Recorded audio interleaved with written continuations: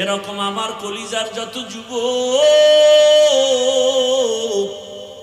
তাদের নিরাপত্তার জন্য আপনি কুদরতের দরজা খুলে দেন রে আল্লাহ।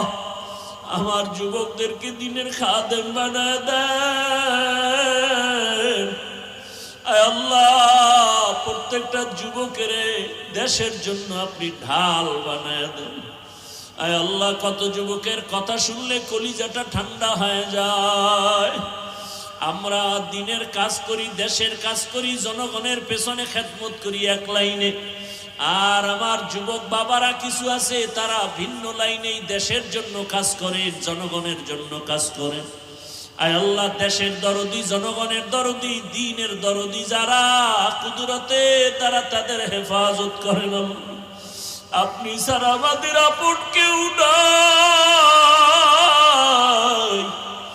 আপনি ছাড়া আমাদের নিরাপত্তা দেওয়ার কেউ নাই।